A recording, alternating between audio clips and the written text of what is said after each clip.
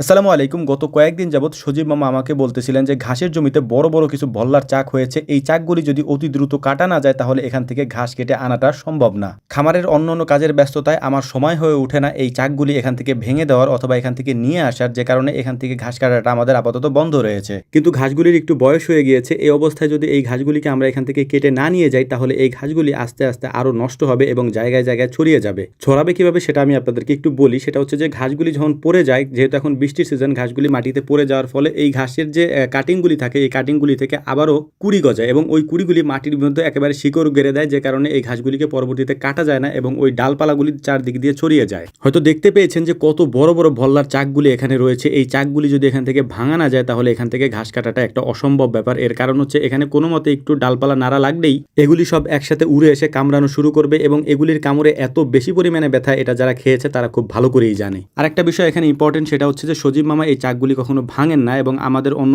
কেউ এগুলি তেমন ভাঙে না। আব্বাকে বললে সেও আসে না। বিশেষ করে হচ্ছে যে এগুলি একটু সাহসের ব্যাপার। এর কারণ হচ্ছে যে এই মাছিগুলি যদি একেবারে কাছ থেকে আপনি না পোড়াতে পারেন অথবা যদি এগুলিকে না সরিয়ে দিতে পারেন তাহলে কামড়ে একেবারে অজ্ঞান করে ফেলবে, এতে কোনো ভুল নাই। আমাদের খামারের পাশে যে কলপাটটা রয়েছে এই কলপারেও বড় একটা চাক হয়েছিল, সেই চাকটাকেও আমরা এখান থেকে নিয়ে নিয়েছি। এখন এই চাক দিয়ে আমরা কি করব সেগুলি আপনাদেরকে দেখাচ্ছি। এই ভল্লার চাকগুলির মধ্যে যে ডিম বা বাচ্চাগুলি থাকে এগুলি দিয়ে মূলত আমাদের এদিকে মাছ ধরা হয়, অর্থাৎ এগুলি মাছের খাবার হিসেবে ব্যবহার করা হয় বা টোপ হিসেবে ব্যবহার করা হয়। আমরা মূলত মাছ ধরবো না, এই টোপগুলোকে আমরা পানির মধ্যে দিয়ে দেবো, অর্থাৎ মাছের খাবার হিসেবে এগুলিকে ব্যবহার করার জন্য আমরা পানিতে দিয়ে দেবো। কিন্তু তার আগে মাছ ধরার জন্য আমরা ট্রাই করতেছিলাম, তো দেখলাম যে কয়েকটা মাছ এখানে বেঁধেছিল। তার মধ্যে বড় সাইজের একটা রুই মাছ ছিল, এর পাশাপাশি একটা শোল মাছও আমরা ধরতে পেরেছিলাম আলহামদুলিল্লাহ। তো এই কাজগুলি করার পর আমাদের আজকে মূল কাজই ছিল হচ্ছে আমাদের পুকুর থেকে নৌকা তোলা, কারণ নৌকাটাকে আলকাতরা দিতে হবে। এই নৌকাতে বিভিন্ন জায়গা দিয়ে পানি ওঠে, নৌকাটাকে আমরা ব্যবহার করি মাছের খাবার দেওয়ার জন্য। এর পাশাপাশি আমাদের হাঁসগুলিকে নৌকা দিয়ে উঠানোর জন্য, অর্থাৎ নৌকা দিয়ে উঠানোর জন্য বলতে যখন পানির মধ্যে ওরা নেমে যায়, অনেক সময় যে ছোট বাচ্চা হাঁসগুলি থাকে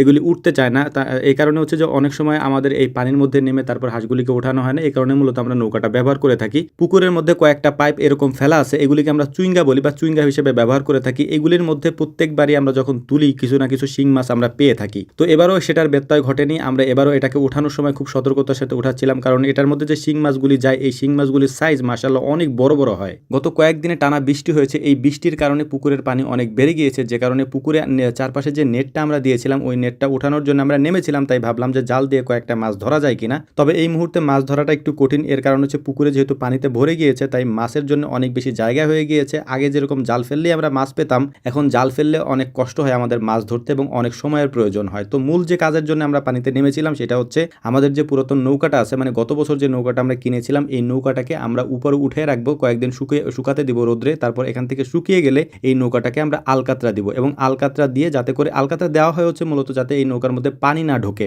নৌকাটাকে টেনে আমাদের পাড়ির উপরে আমরা উঠিয়ে রাখবো কয়েকদিন পর্যন্ত, এটাকে রোদ্রে শুকাবো পরিপূর্ণভাবে। এটা শুকিয়ে গেলে তারপর এটার মধ্যে আমরা আলকাতরে এনে তারপর পুটিং বলি আমরা, এই পুটিংগুলি দিয়ে সুন্দর মতো তারপর এগুলোকে আমরা রোদ্রে আরো কিছুদিন শুকাতে দিব। পরিপূর্ণ শুকিয়ে গেলে তারপরেই আমরা পরবর্তীতে এটাকে পানিতে নামাবো, তখন আর এটার মধ্যে দিয়ে পানি ঢুকবে না। তো আলহামদুলিল্লাহ এই কাজটা কমপ্লিট করার পর আমাদের আরেকটা কাজ আছে, সেটা হচ্ছে যে পুকুরে যেহেতু পানি বেড়ে গিয়েছে এখন মূলত এই পুকুরের মধ্যে নেটটা দেওয়ার আমাদের কোনো প্রয়োজন নাই, কারণ হাঁস এখন যদি পুকুরে নামেও তাতে আর পুকুরের পারে তেমন একটা সমস্যা হবে না ইনশাল্লাহ। তাই আমরা পুকুরে দেওয়া নেটটাকে আমরা তুলে ফেলছিলাম। গতকালকে আমরা ভিডিও দিতে পারিনি। গতকাল ঢাকায় যে ঘটনা ঘটেছে এটাতে আমরা বেশ মর্মাহত। আমরা যারা মারা গিয়েছে তাদের জন্য দোয়া করি, নাওয়াল্লাহু মারকাদাহু ওয়া জাআলাল জান্নাতা মাসওয়াহু। যারা অসুস্থ আছেন আল্লাহ তাআলা তাদের হায়াতকে বাড়িয়ে দিন, আতালাল্লাহু উমরুহু ওয়া বারাকাল্লাহু ফি হায়াতি। আপনারাও আমাদের জন্য দোয়া করবেন। আসসালামু আলাইকুম ওয়া রাহমাতুল্লাহ।